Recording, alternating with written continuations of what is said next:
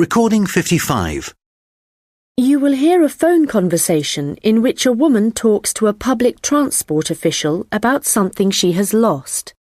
First, you have some time to look at questions 1 to 4.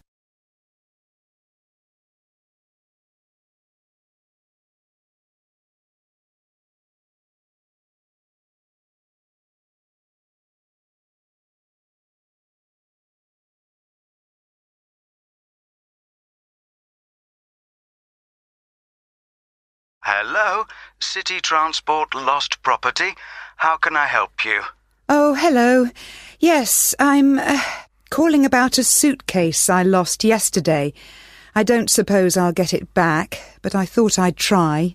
Well, some people do hand lost items in, so you might be lucky. Let's put the details into the computer. OK. Right, so let's start with a description of the suitcase. OK, well, it's small, and it's the type you can pull along on wheels. How about the colour? Yes, it's black, but not exactly plain black. It has some narrow stripes down it, sort of grey. Actually, no, they're white, now I think about it. OK, I'll just add that information. Now, were there any items inside it? Yes, I had a big bunch of keys in there. Luckily, my assistant manager has an identical set, so she's going out this morning to get some copies made. So, therefore, your office? That's right. My house keys were in my pocket, thank goodness. Anything else?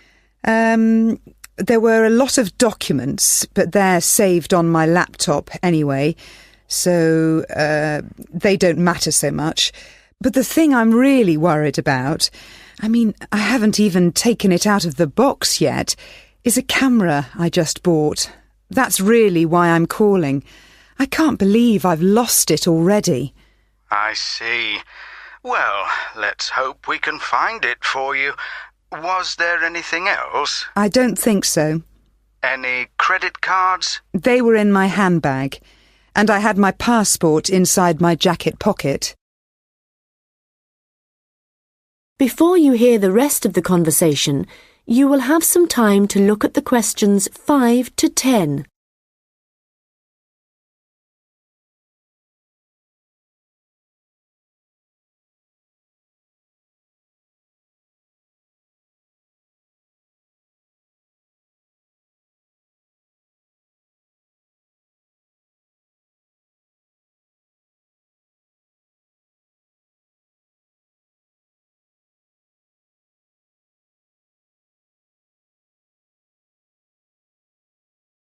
Now listen and answer questions 5 to 10. Money, clothing, any personal items? Let me think. I had an umbrella. It was black. No, blue. But obviously that isn't as important as the other things. No, but it all helps us identify your property and get it back to you. Anyway, I just need to ask you for some basic details about your journey. So it was yesterday, was it? That's right. In the afternoon. Around 2 p.m, maybe 2:30.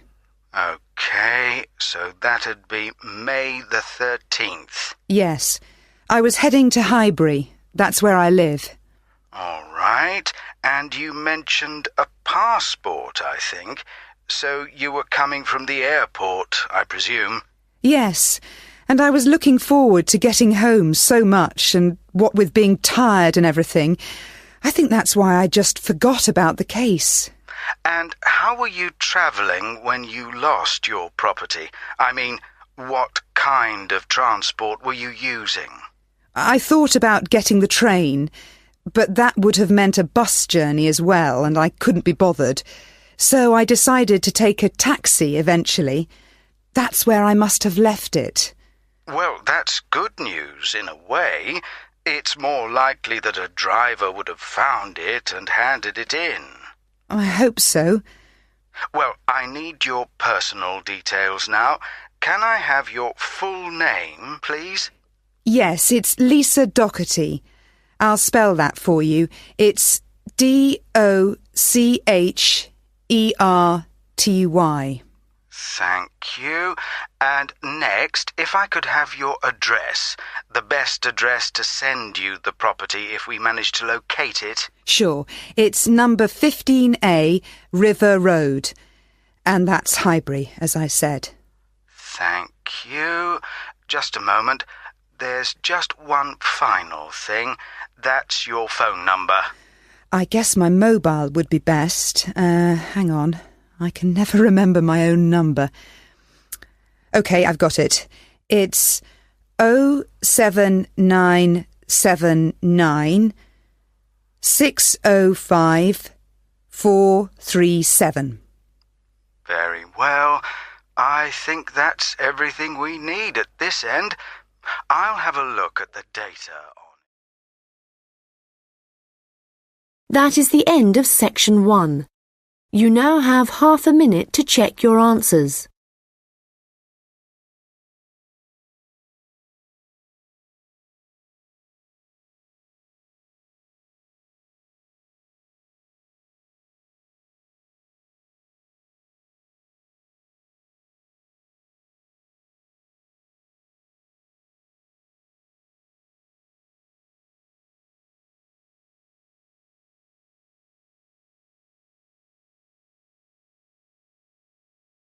Now turn to section 2. Recording 56. You will hear a tourist information officer explaining local walks to visitors. First, you have some time to look at questions 11 to 15.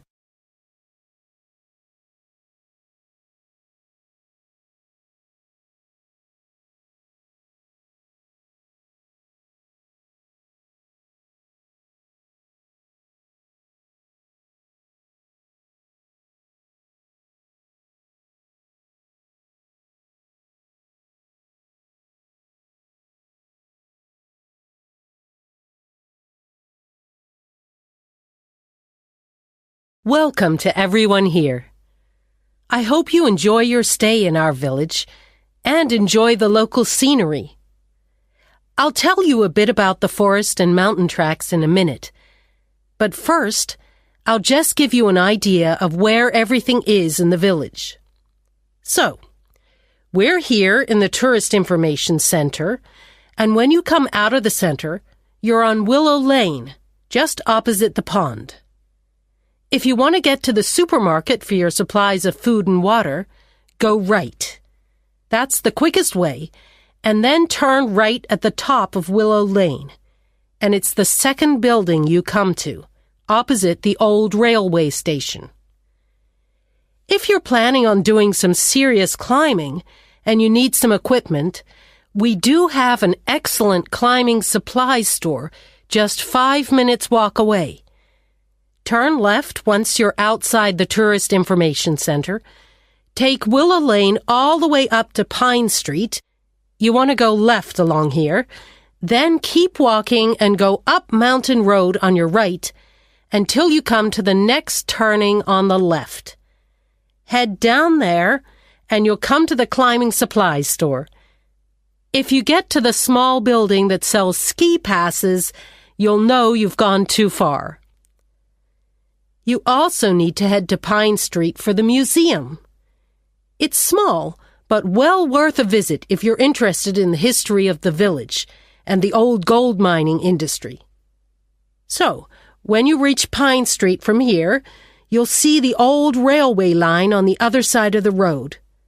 Turn left into Pine Street and keep going until you come to Mountain Road.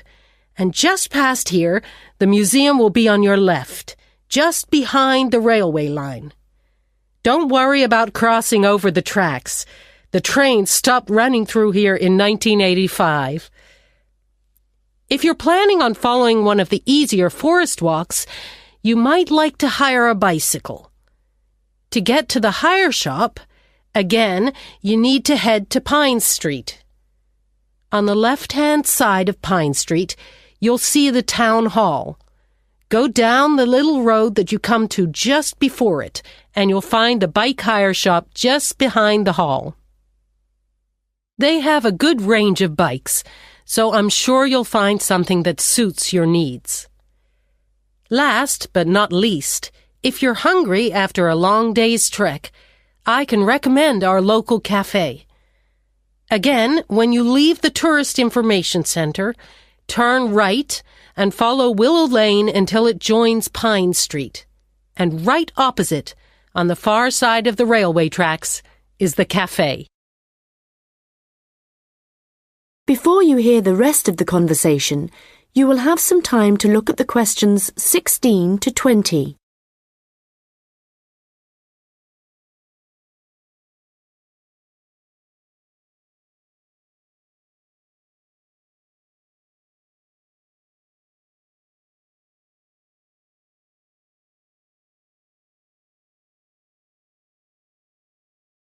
Now listen and answer questions 16 to 20.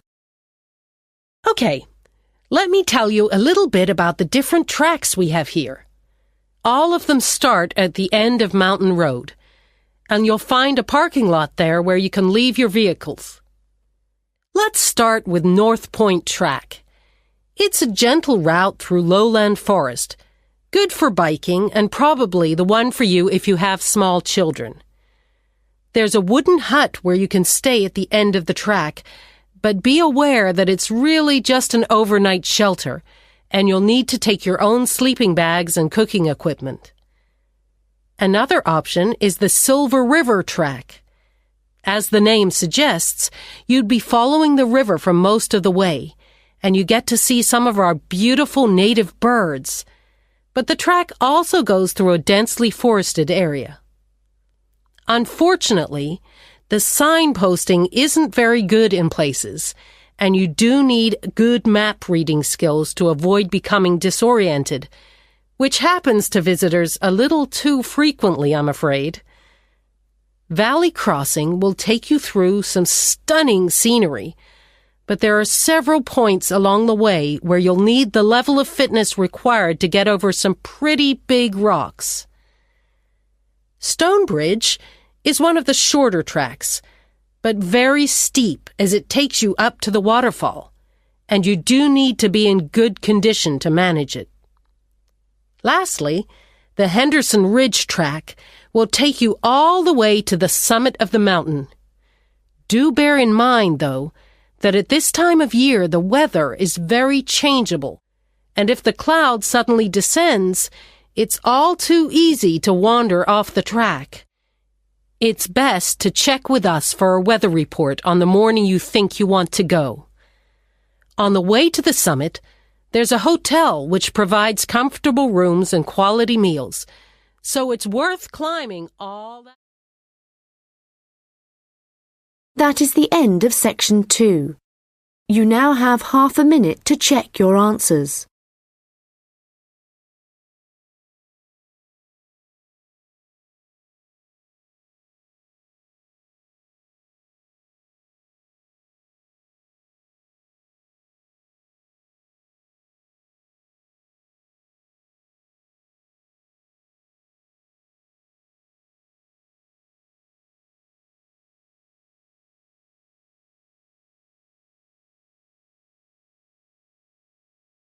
Now turn to section 3. Recording 57. You will hear a student discussing his case study with his tutor. First, you have some time to look at questions 21 to 25.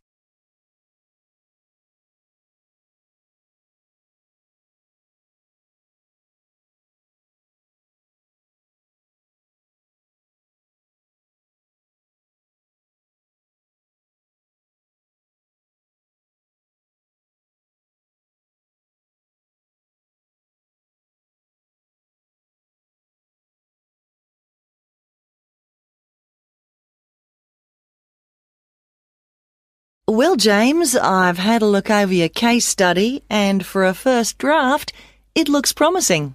I have to be honest. When you told us we had to write about a furniture company, it didn't sound like the kind of thing that would interest me. But since then, I've changed my mind. Why's that?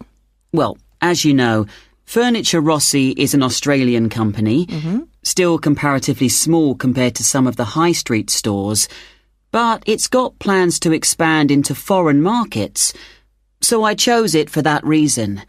It's going through a transition. It's a family-run business aiming to build a global brand. All right, and you've made that clear in your writing.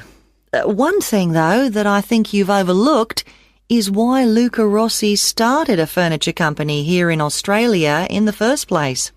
Well, he'd just got an arts degree, hadn't he? And people were trying to talk him into an academic profession, but he wanted a practical job, something he thought would be more satisfying in the long run. His grandfather had been a craftsman. He'd made furniture in Italy, and he'd passed this skill on to Luca's father. And, well, Luca thought he'd like to continue the tradition. Yes, that was the motivation behind his decision. And what was it, do you think, that gave Furniture Rossi a competitive edge over other furniture companies? I wouldn't think it was price. It's always been at the higher end of the market. But according to my research, it was to do with the attitude of the employees. They were really focused on giving good customer service. Yes, Luca Rossi insisted on that. Their promotional campaigns also emphasised the fact that the wood only came from Australian forests. But that was the case with their rivals too, so it wouldn't have made them stand out. OK, we'll have a careful look at the content of your case study in a minute, but I just want to make a general comment first before you start writing your second draft. OK. Yes, what I'd like to see more of is your opinion. A bit more critical thinking rather than the bare facts. But it's good to see you've been careful with your referencing this time. Thanks. And I read and reread my work, so I'm pretty sure there aren't any errors with the language. Yes, it's fine. Oh, but there's one other thing I could probably mention at this point. Yes? Well, at the end of term, you'll also be giving a presentation, also on Furniture Rossi. Yes. I haven't given it much thought yet.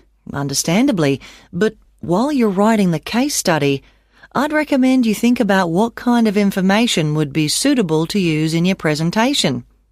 Remember, the last time you gave a presentation on a company, you spent a considerable part of the time providing the audience with financial data. But they probably needed to hear more about company strategy. Yes. I did concentrate rather too much on the figures.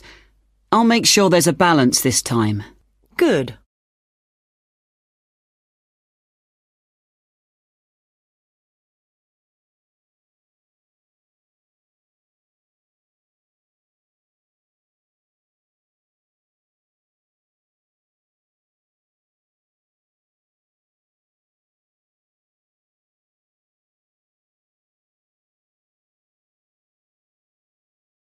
Now listen and answer questions 26 to 30. OK, so let's just think about the content of your case study, the history of Furniture Rossi. I see here in paragraph 4, you're talking about how Luca Rossi raised the capital for his new business venture. And then you're talking about the customer base growing much wider. But what was it that prompted this growth? Well, that was to do with the quality of the furniture products that the company was selling. People loved that it was all handmade and would last. And because demand from customers kept growing? Well, then Rossi needed to take on more craftsmen, so they could make sure the orders were ready on time. And then he also had to set up 2 new warehouses to make distribution quicker. Yes, and from there, the company really grew. But think what happened next. They started looking at ways to increase their profits and called in a consultant. And what he saw immediately was that the infrastructure was completely outdated. They were paying 3 full-time admin staff just for data entry. So he recommended they upgrade their software programs, and that, in turn, cut operational costs and just speeded everything up. I'm surprised they didn't get onto that earlier. But I suppose Luca Rossi was more interested in the design aspect, rather than the finance side of things. Yes, I imagine that's why he eventually turned the day-to-day running of the company over to his son. And in fact, it was the son, Marco, who persuaded his father to move on from traditional television advertising and go online instead. I guess that's the best way to reach people. It can be, but initially customers actually complained. Why? Well, some users found it hard to navigate their way around the website, so they were getting frustrated and giving up. So then the company called in a professional to improve it. Oh, I see. He must have done a good job. They've had a continuous 3-year rise in revenue, so things must be going well. Indeed. And what of the future?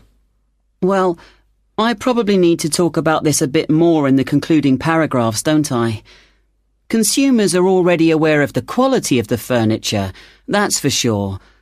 But I think the company is aiming to publicise their values. The fact that they have respect for beauty, durability and functionality and the environment. A lot of companies are already... That is the end of section 3. You now have half a minute to check your answers.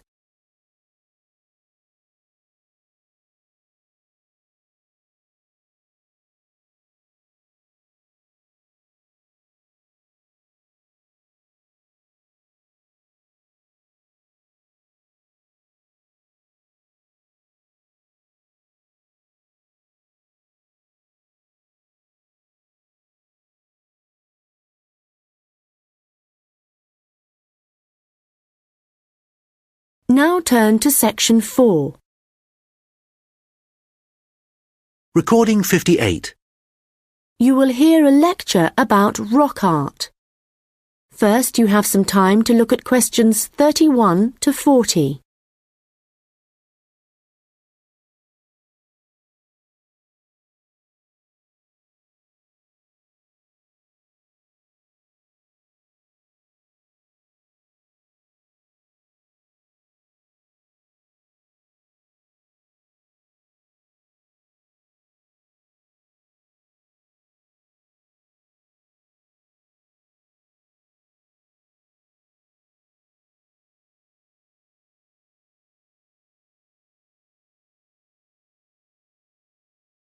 Now listen carefully and answer questions 31 to 40. Hello everyone and welcome. As part of this series of lectures on the development of early humans, today we are looking at rock art, the paintings and drawings produced by prehistoric peoples as they spread across the continents. If you've been lucky enough to look at a piece of rock art close up, you will know it's an experience that makes you wonder about the passage of time and our own history. But rock art also has a practical value for researchers, and let's start by considering why that is. Firstly, it provides vital information about the way that people evolved, information not always easily obtainable from excavated artefacts alone. Secondly, rock art tells us about migration, where people came from and where perhaps they went next. Rock art is found all over the world, and this in itself is not surprising.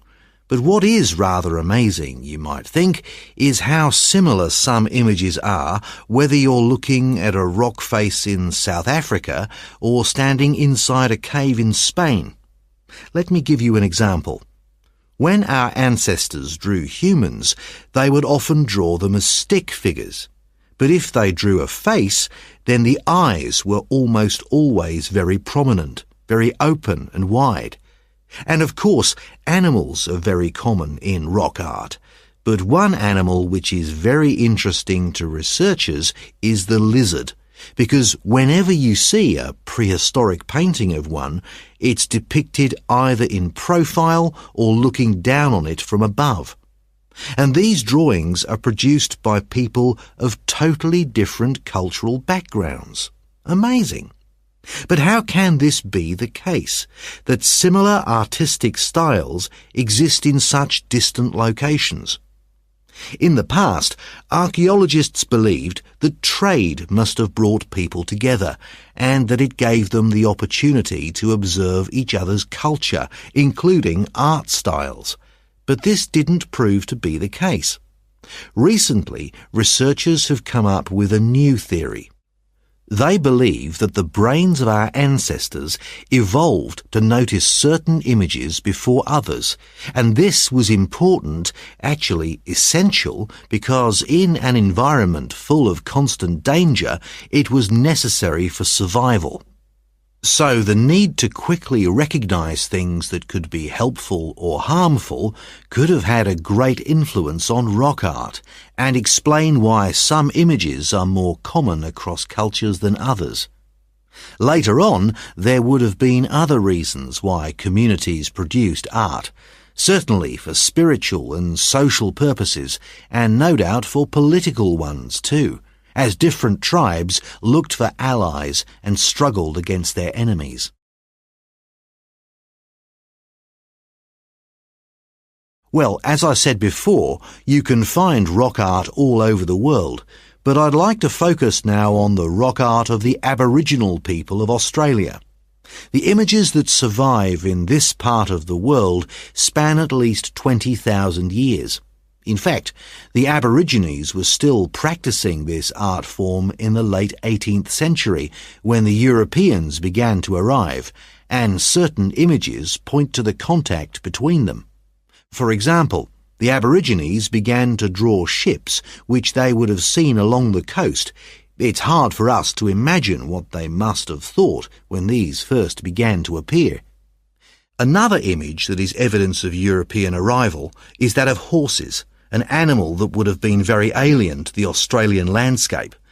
It isn't actually known how many sites there are across Australia where rock art can be found, but unfortunately we do know that much of the art is being lost to us. Erosion, of course, is one of the key reasons for its destruction, but human activity is also increasingly responsible. Since the 1960s, industry alone has destroyed around an estimated 10,000 pieces of art. At this rate, in 50 years, half of all Australian rock art could have disappeared for good. Vandalism is sadly another factor, and although most people, I believe, would wish to preserve this art, I'm afraid that tourism is another reason why the art is disappearing.